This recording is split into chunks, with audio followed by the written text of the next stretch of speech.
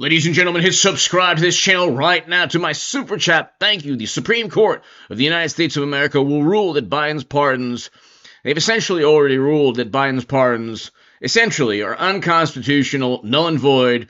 The Biden Autopen presidency will be read by the Supreme Court. They side with President Trump over 93% of the time.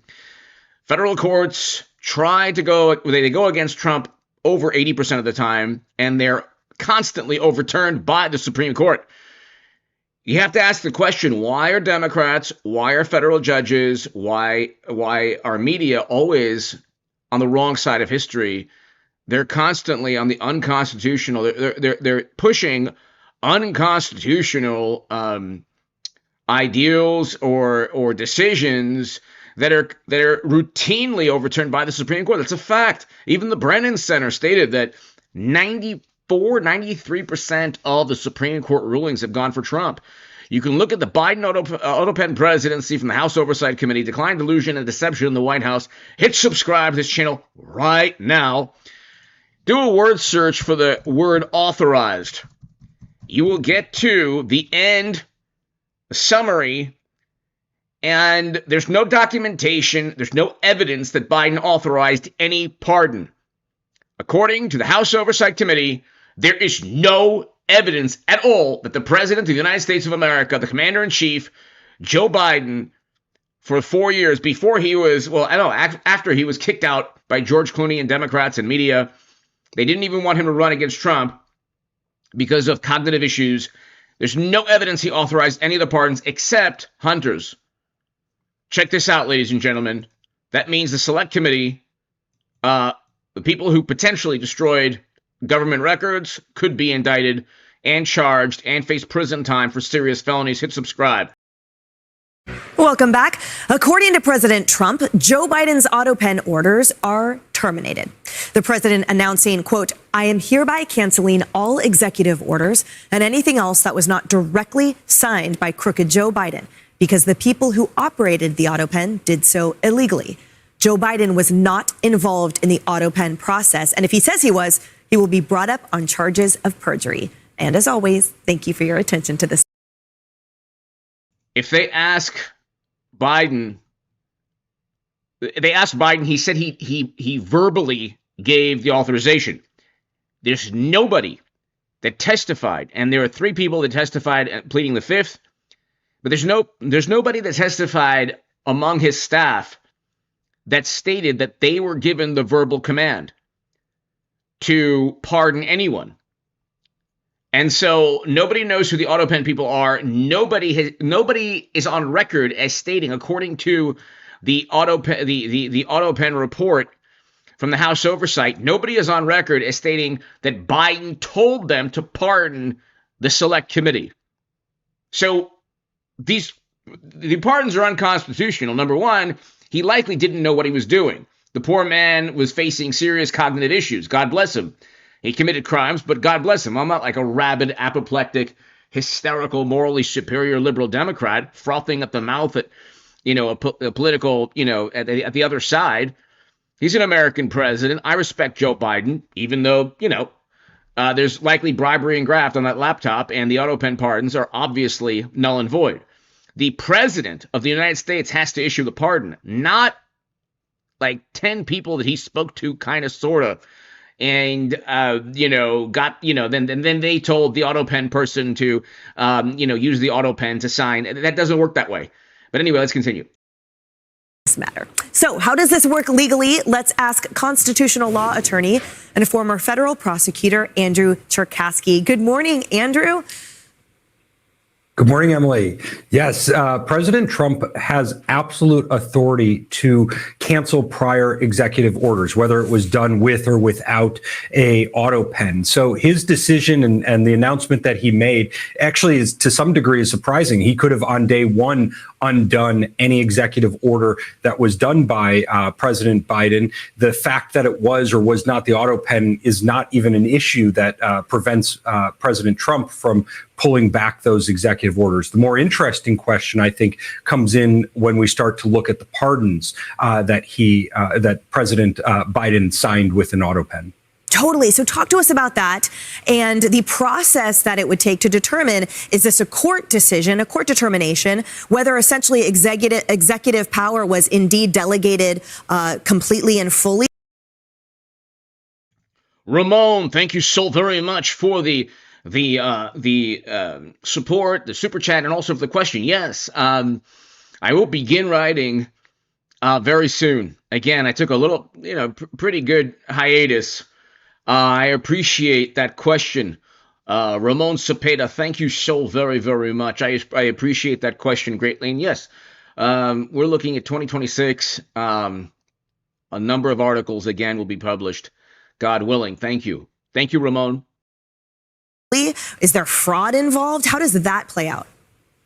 Well, so first, the executive orders that President Trump wants to pull back from, he can do those. There's not going to be any legal review of those. It can be quite difficult to kind of unravel, especially some of the more administrative type executive orders. But when we're talking about the pardons, I think that the only way to really test whether the pardons are or are not legally sufficient is if at some point the administration decides to prosecute one of those people who were pardoned, and then that would be something that was challenged through the court system. I think it's very difficult. The federal courts will absolutely back Biden without a shadow of a doubt. The issue, however, is that there's likely a criminal probe. So there's an ongoing criminal probe. It'll find its way to the Supreme Court. The Supreme Court will say, yeah, there's no evidence that he actually signed any pardons. And there's no documentation that there's no documentation proving that he gave a verbal command. So, and there's no deposition from Biden stating he gave any verbal commands. So anyway, let's continue. To support the idea that any of those pardons are completely legal. One of the issues that I think is the most telling isn't even the Autopen issue. It's that the pardon themselves was pardoning people for all crimes known and unknown. How can a person pardon someone from a crime if they don't even know that it was committed? So I think that not even the Autopen, but just the nature of the text alone suggests that President Biden was just engaging, or his staff was engaging in pardons that have no meaning or effect when played out in the long run.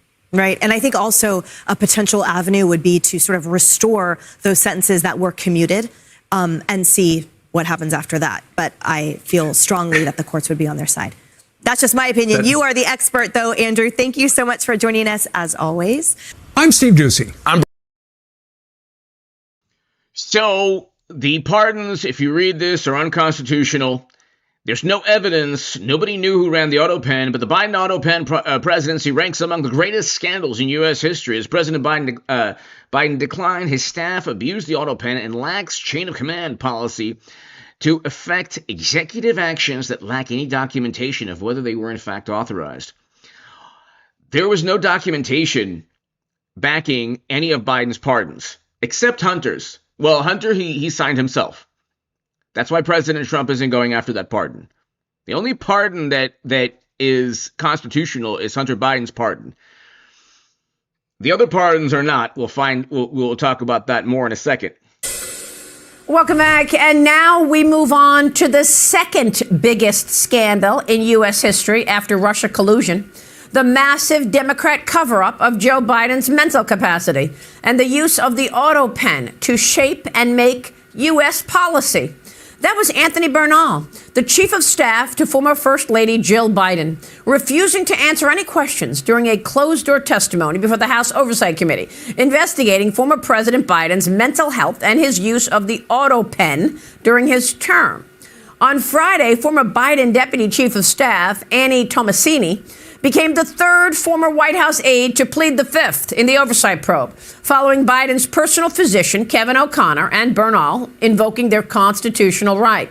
The Oversight Committee has scheduled 4 additional transcribed interviews with former Biden aides Ian Sams, Andrew Bates, Karine Jean-Pierre, and Jeff Zients over the coming months. Joining me now with more on. So none of the staffers, none of the top officials in Biden's administration, including his doctor who pleaded the fifth, nobody has testified that they were given a direct command from Joe Biden or a statement from Joe Biden that anyone like the Select Committee, for example, or Fauci, or any of the people that were pardoned, aside from Hunter, because he signed that himself, all the pardons that were pardoned by Autopen, nobody can state categorically that Biden told them to use the Autopen to pardon this person or that person or the Select Committee. There's no documentation either. Nobody is on record as stating Biden told them directly to pardon anyone. Okay, that's one of the many reasons why all of this is unconstitutional. On these two massive Democrat scandals of the last 10 years in an effort to stop Trump, our House Oversight Committee members, Florida Congressman Byron Donalds and Florida Congresswoman Anna Paulina Luna. Great to have you both with us. Thank you so much for being here. And I want to get your take on what happens now. Congressman Byron Donalds, you just heard and saw you're not getting any. By the way, Ramon Cepeda, love Newsmax as well. Love Newsmax. Answers from the Autopen. So who was... I hope my viewers as well, in addition to Fox, will watch Newsmax. It's awesome. Running the country, and all of those pardons that were written by the Autopen and approved by Jeff Zients, are they legitimate? Get 30 Pro.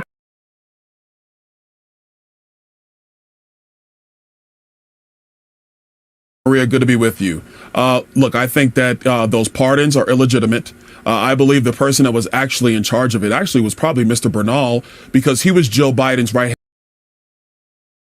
So if Congressman Donalds is correct and Mr. Bernal was running the Autopen, he pleaded the fifth. He's Joe Biden's chief of staff, from what I understand.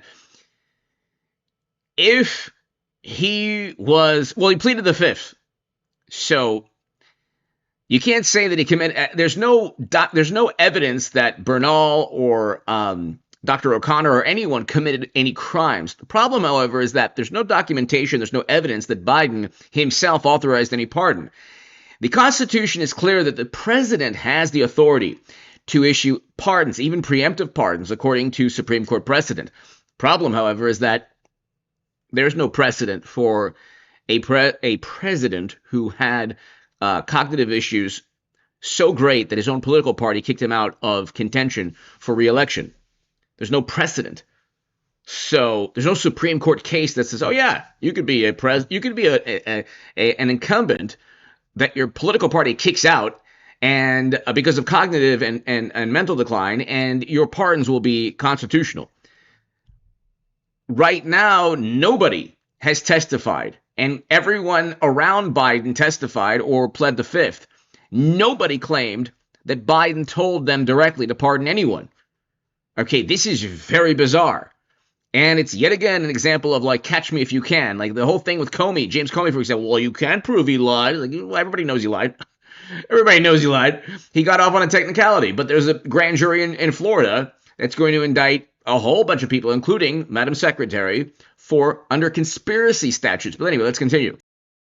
Hand man, and according to many accounts, Mr. Bernal was the one who was making sure stuff got done in that White House with several others. I think you have to subpoena every official of the Biden White House, including the First Lady and including the Vice President Kamala Harris. They all need to come in. They all need to answer questions. Well, Anna Paulina Luna, Congresswoman, you know our audience is frustrated at this point. We've had 10 years of scandal against President Trump. Half the country still thinks he colluded with Russia because of that crazy lie and fantasy that Barack Obama and the rest of the cabal came up with. Are we ever going to see any accountability here? Most certainly, Maria. You saw with the report that Tulsi put out. I mean, we're talking about there needs to be criminal prosecution and arrest. You know, lying under oath, putting out a false intelligence report. That's a violation of 18 U.S. Code 1001 that comes with a 7-year prison sentence and up to $250,000 fine. But we're talking about something more nefarious than this. I think that this is a perfect example and reason why there needs to be FISA reform as well. As you know, Maria, that false intelligence report resulted in FISA courts issuing a warrant to illegally surveillance the president of the United States now. And what I can tell you is if we don't stop this, if we don't actually say this will not be tolerated, this is not a Democrat or Republican thing. This is about the health and the sanctity of a constitutional republic. And so there needs to be arrests. This is not partisan. This is simply illegal what they did, and we're simply upholding the law. I mean, it's just extraordinary. How do you believe they got away with that? Byron, what about that? How was it that this cabal of senior American media does not lie. American media lies by omission. They don't overtly lie, although oftentimes they do, and they offer retractions, like literally misquoting Trump deliberately, and then offering a retraction on the Georgia call, for example. American media doesn't overtly lie. They lie by omission.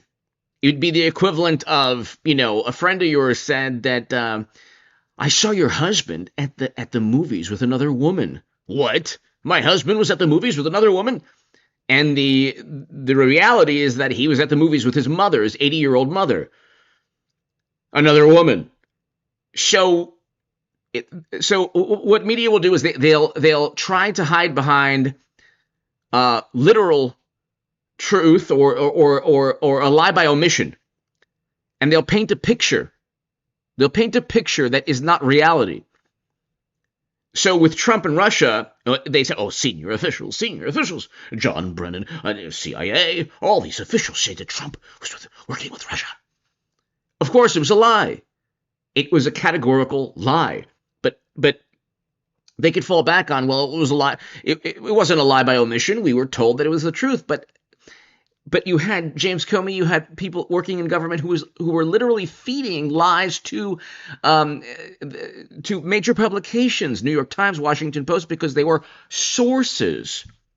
So when James Comey said, I knew about the Steele dossier when everyone else did, that's because he was feeding information, or likely, almost certainly feeding information to help create the media narrative. He can always fall back on public record because people like Brennan and Comey influence or create public record. Anyway, let's continue. Hit subscribe if you're new. And to the kind words, thank you so much, everybody, for the kind words.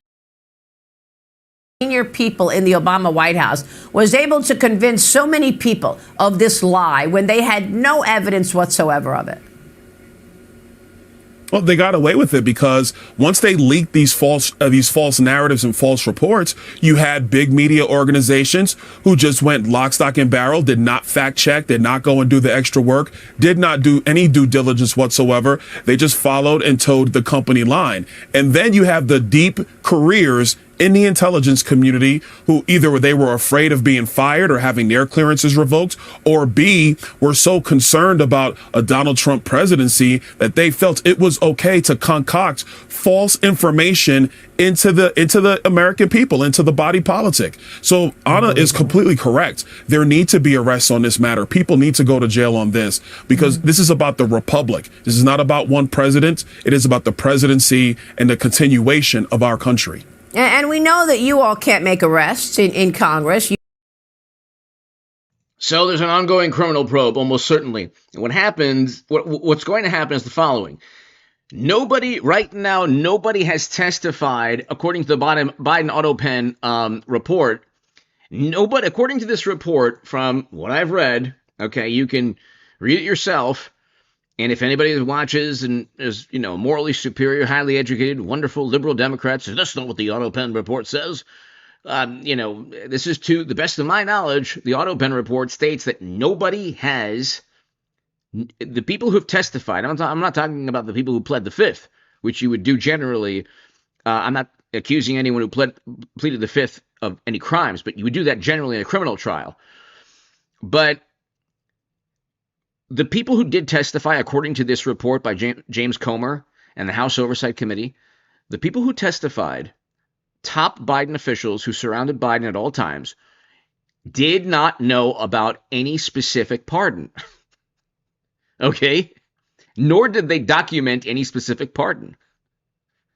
They used an Autopen, which is a machine that you're allowed to use if you can have documentation that the president himself ordered the pardon.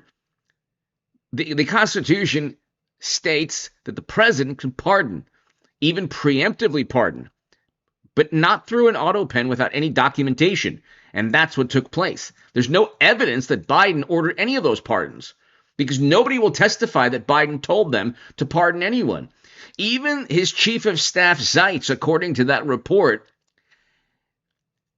told a whole bunch of, or even heard that Biden wanted to pardon somebody, or told a whole bunch of people that Biden wanted to pardon somebody, but it never went from Biden to the people running the Autopen. You can, make referrals as you have, and you can have hearings, a lot of hearings as you have. But this is at the end of the day falling to Pam Bondi and Kash Patel. And those are the two people who can right these wrongs. Will they do it? Anna Paulina Luna. I feel like this is an easy layup and an easy win because there's a lot of evidence and a lot of public outcry to do the right thing. Even if there wasn't, they should do this, right? But I do feel like that they'll be making this right. And I will say, Maria, Congress can, under inherent contempt, make arrests, but the votes have to be there. And as you saw last time with Merrick Garland, 4 Republicans protected Merrick Garland from releasing those hurt tapes. So we've been talking about this 10-year period of scandals. So it starts with Russia collusion. It goes into impeachment of President Trump over nothing, a phone call. And then it goes into more lies and attacks on him. And then it goes into Joe Biden's presidency and the use of the Autopen. So I want to get your take on that. Why all of this effort to stop Donald Trump, in your view? I mean, let's not forget he was indicted 90 plus times.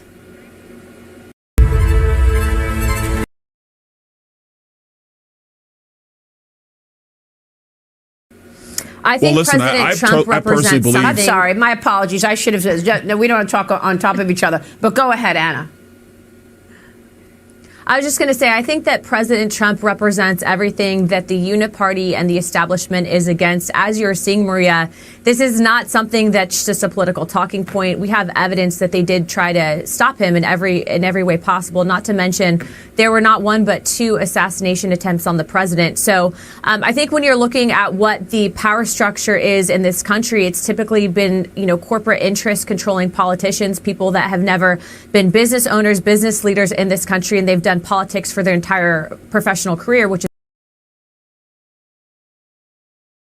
Congresswoman Luna is correct. Citizen E22, Florida has the best leaders I adore. Anna Luna, yes, I agree with you. And she's right. If you're a career politician, Democrat or Republican, but the Democrats have career politicians generally, and it's a machine. They stay there. It's very lucrative. It's called honest graft. You can look up the Plunkett of Tammany.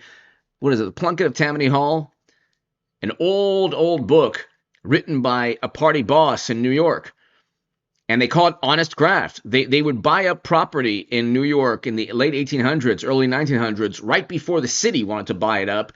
And the politicians would make out big in terms of money because they had inside knowledge. Kind of like Pelosi, who definitely didn't have any insider trading. She's just very good at stocks. She's an amazing savant of Wall Street and stocks and investments.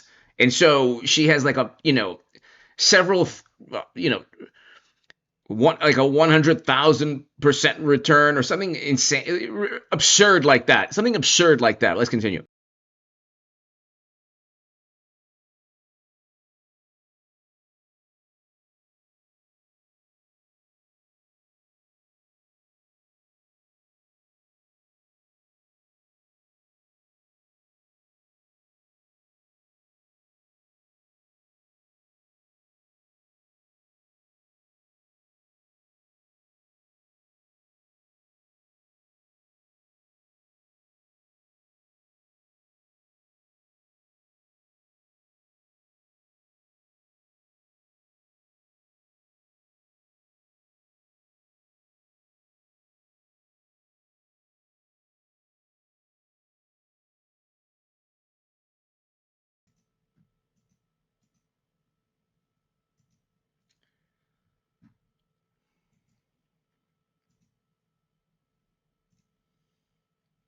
So, hold on, little technical difficulty, but basically, ladies and gentlemen, if you look at the Autopen scandal, okay, as this boots up and starts trying to get it to work. But if you look at the Autopen report, okay, we can look at it right here.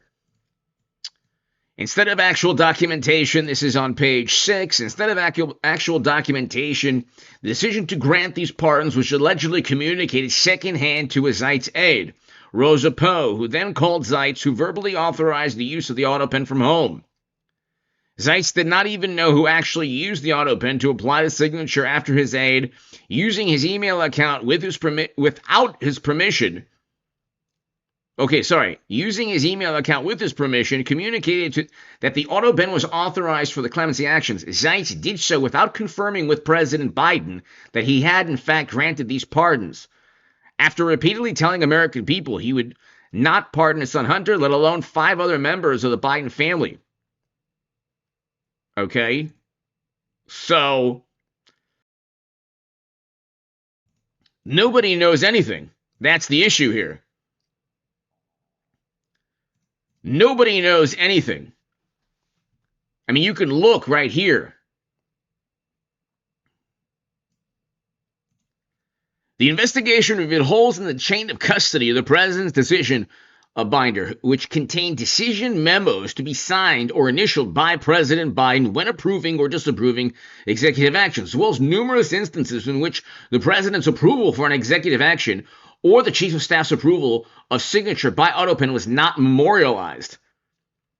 So, among the most flagrant of these instances are the clemency actions taken in the final days of Biden's presidency, which not only lacked a decision memo, but also raised serious concerns from President Biden's own Department of Justice ethics attorney about whether, quote, the president was aware of the criminal backgrounds when making decisions involving violent convicted criminals. They offered clemency to the most vile. These are people who claim that Trump is immoral because of his behavior. Biden issued clemency to people who literally took the lives in the most brutal manner of innocent human beings. Testimony before the committee confirmed that the pardons signed on January 19, 2025, which included pardons for Biden's family, were apparently the result of an in-person meeting in the final hours of his presidency, which there is no contemporaneous documentation. So no documentation. Presidency. Oh, finally it works. Finally. Let's continue. That they felt it was okay to concoct false information into the American people, into the body politic. So Anna is completely correct. There need to be arrests on this matter. People need to go to jail on this because this is about the republic. This is not about one president. It is about the presidency and the continuation of our country. And we know that you all can't make arrests in Congress. You can, make referrals as you have, and you can have hearings, a lot of hearings. Thank you, Paul, for sharing this. And to my super chat, thank you to everybody new. Hit subscribe. We'll be doing a whole bunch of live streams from here on out. Obviously, we'll do 2 or 3 tomorrow, and we'll do some more work on H.A. Goodman's other channel. Things will start heating up December and in the beginning of 2026. As you have. But this is, at the end of the day, falling to Pam Bondi and Kash Patel. And those are the 2 people who can right these wrongs. Will they do it? Anna Paulina Luna. I feel like this is an easy layup and an easy win because there's a lot of evidence and a lot of public outcry to do the right thing. Even if there wasn't, they should do this, right? But I do feel like that they'll be making this right. And I will say, Maria, Congress can, under inherent contempt, make arrests, but the votes have to be there. And as you saw last time with Merrick Garland, 4 Republicans protected Merrick Garland from releasing those her tapes.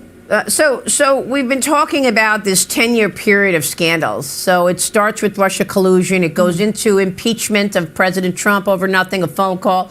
And then it goes into more lies and attacks on him. And then it goes into Joe Biden's presidency and the use of the Autopen. So I want to get your take on that. Why all of this effort to stop Donald Trump, in your view? I mean, let's not forget he was indicted. They wanted to stop President Trump because, number one, his foreign policy is very different from the two sides of the same coin of Bush and President Obama.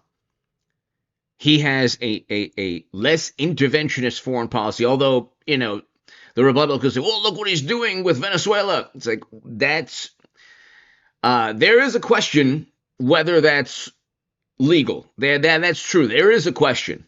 There is a question.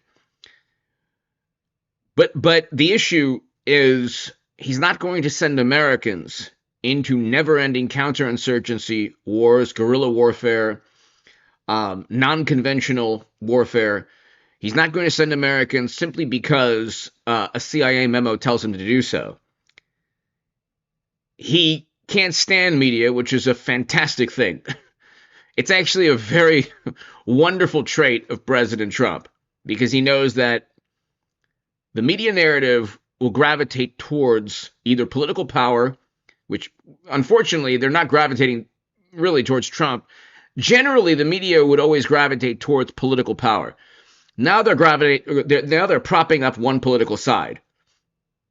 But he's not going to simply kowtow to media or to non-governmental organizations or to other countries or to, some ideology. Even people, look, you have Marjorie Taylor Greene, who can't, who resigned because she had an issue with Trump. He's not going to kowtow to an ideology, especially in terms of foreign policy. He doesn't want endless wars.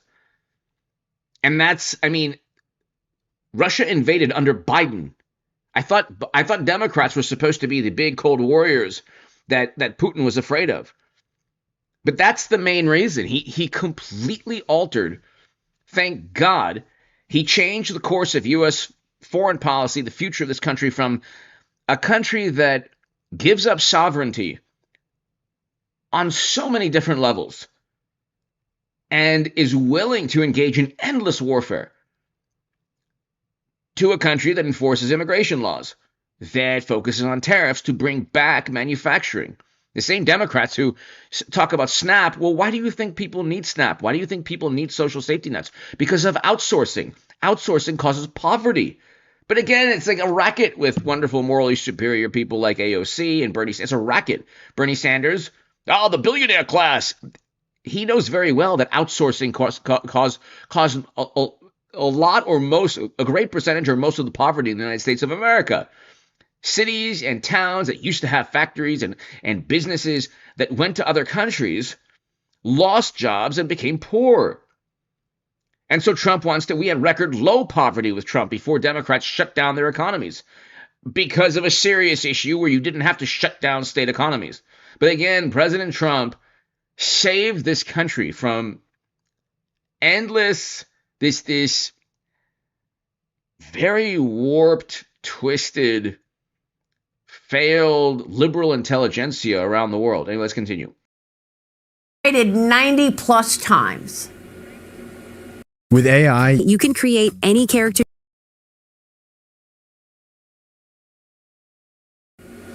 I think President Trump represents something. I'm sorry, my apologies. I should have said, no, we don't want to talk on top of each other. But go ahead, Anna.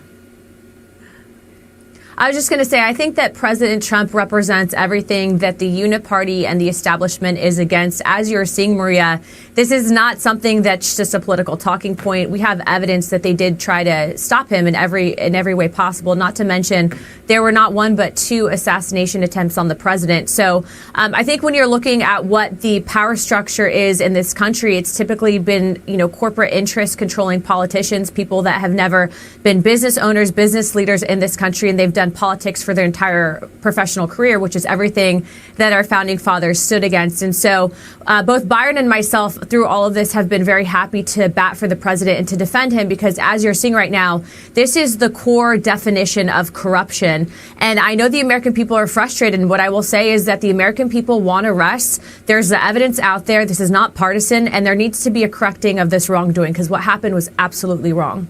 Congressman, final word. Byron. Only thing I would add, Maria, and Anna's absolutely correct. The only thing I would add is this is about the Democrats as well. They want continuous power for their radical agenda.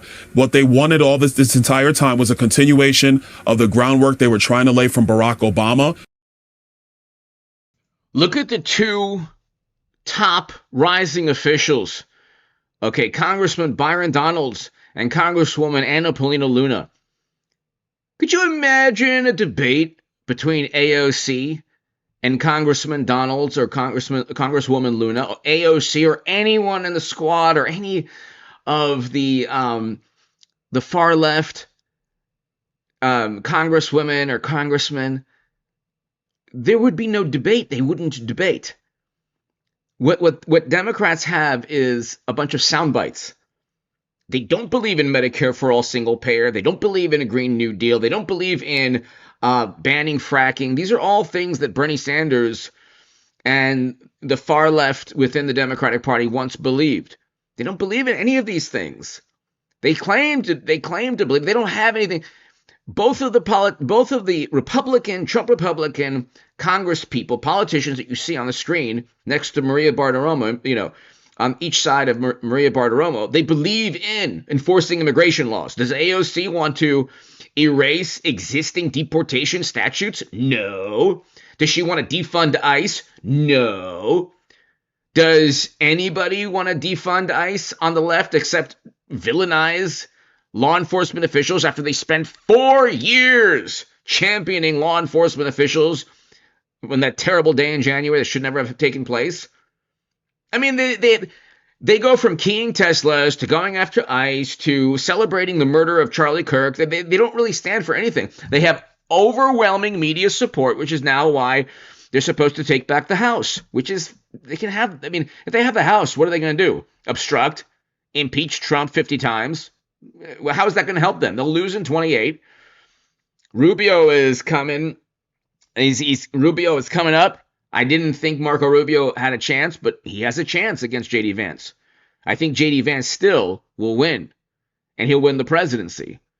But look at the quality, look at the gravitas, the intelligence between Anna Paulina Luna and Byron Donalds. The intelligence, the gravitas, the strength.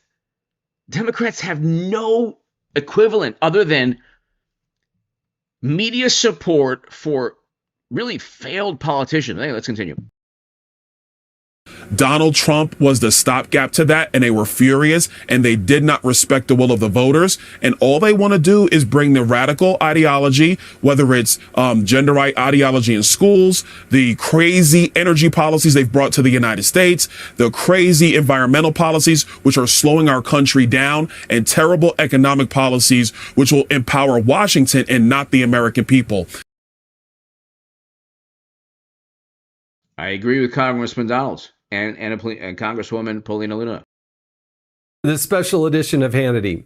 Joe Biden's legacy, it's officially in tatters. Today on Truth Social, President Trump made the following announcement, quote, "I am hereby canceling all executive orders and anything else that was not directly signed by crooked Joe Biden, because the people who operated the Autopen did so illegally."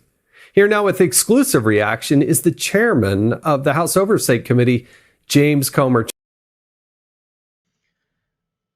Trump has 1 year with the House, with James Comer.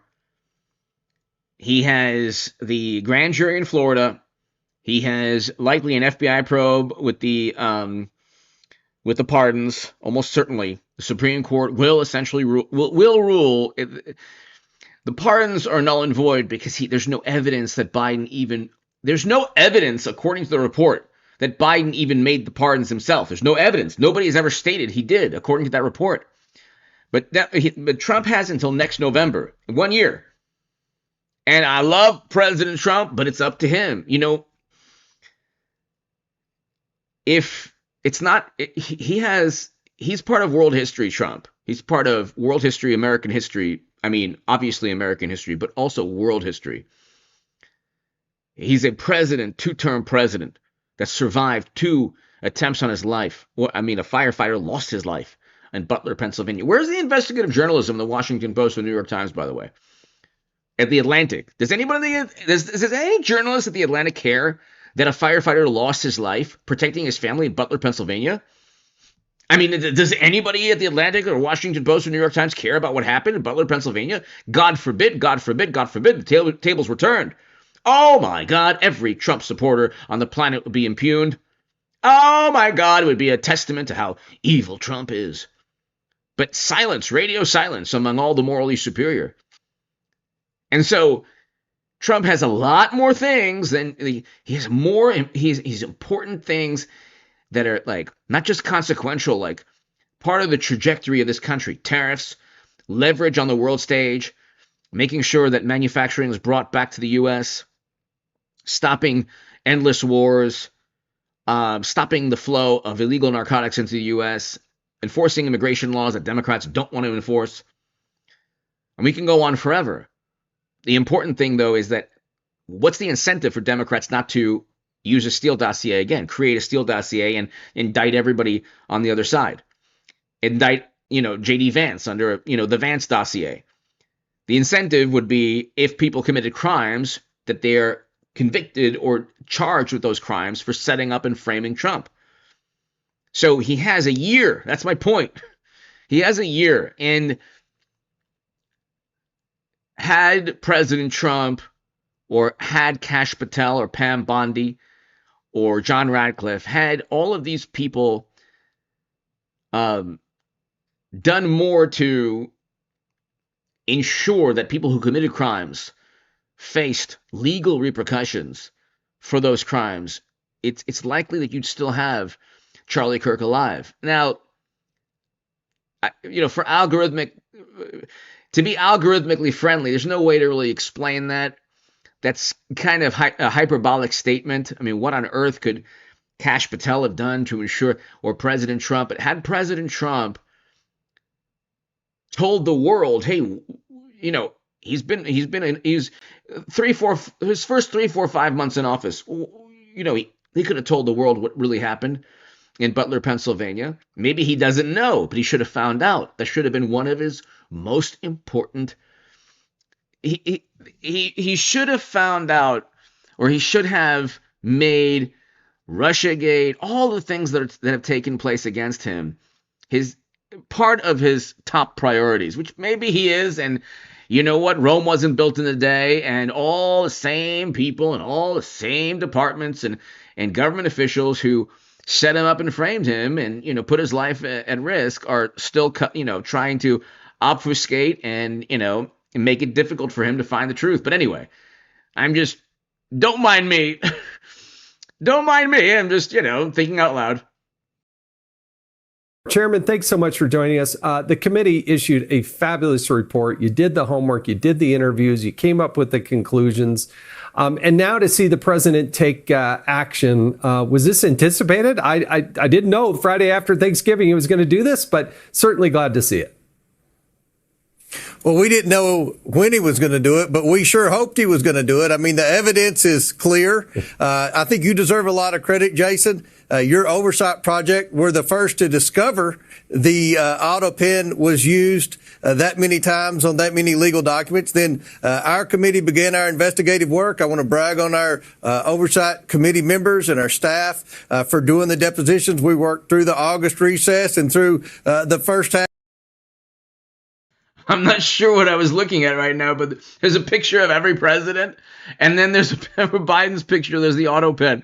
For the government shutdown to bring everybody in, and we gave everybody in the Biden administration an opportunity to explain what role Joe Biden played in the use of the Autopen, and no one could give a definitive answer that Joe Biden had any role whatsoever in the use of that. It's not, Jason, it's not the use of the Autopen that we had a problem with on the Oversight Committee. It's the unauthorized use of the Autopen. There was no evidence that Joe Biden participated in any of the meetings where the pardons were discussed. We looked at his calendar. We looked at emails. We brought in people for hours and hours of depositions. There were no communications back and forth. So the legal peril here isn't the fact that the Autopen was used excessively. It's the unauthorized use of the Autopen by a president that was clearly in mental and physical decline, and his administration tried to shield that cognitive decline from the American people. That is a crime. 18 U.S. Code 371. That could be the statute, but these are all conspiracy statutes that pertain to possibly, I'm not accusing any specific official or staffer of Biden, but everyone knows that it's very likely that a Biden staffer lied. That's why George Clooney wrote that op-ed. See, wonderful, morally superior Democrats think that cheating Bernie Sanders in 2016 or just covering up Biden's obvious and overt mental decline is normal. Oh, it's their political side. They can do what they want. Problem, however, is that he was president of the entire United States. So any shenanigans within the Democratic Party that would ordinarily pertain only to Democrats affected the entire country and, unfortunately, the world. And so when Democrats allowed Biden to win his primary for obvious political purposes and then said, oh, no, he wasn't good enough to go up against Trump again, that's an admission that he had cognitive problems. So then how on earth could his pardons be valid? See, the Democratic Party expects that everyone should just accept that they kicked Biden out of contention, and that's just their business. But see, that's an admission that his pardons are not valid. It's an obvious admission that the pardons are not constitutional. This is just basic logic. Okay, if he didn't have the mental capacity to continue and run against Trump, how could he have the mental capacity to sign pardons? Yeah, it is stunning.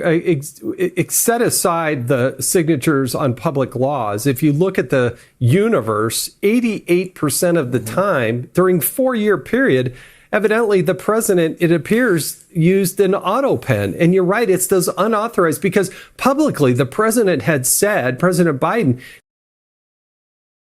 And I don't want Biden, I want him to live a long and happy life. I don't want Biden to suffer, or I'm not God bless him.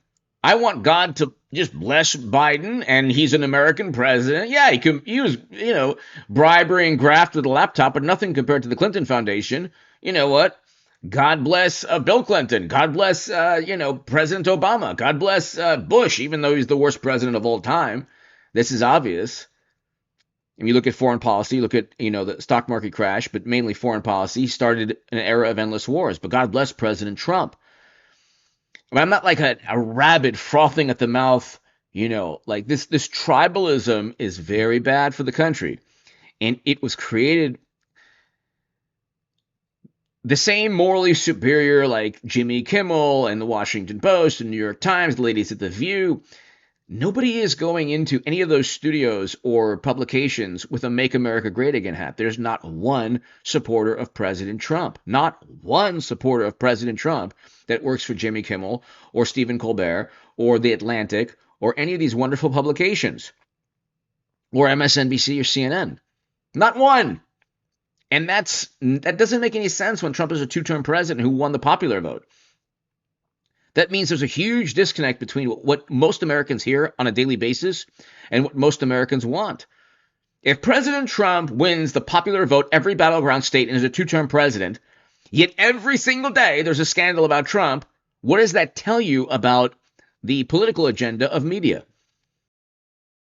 That it was for people that, on pardons and whatnot. This is for people who had committed nonviolent crimes. But there were several people who committed violent crimes, murders, in fact, that were actually released or had their death sentences diminished. That's what's so stunning. It was a total, complete different than what the president was saying. Okay, that is immoral.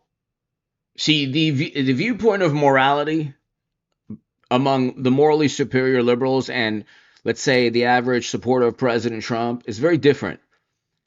If you are a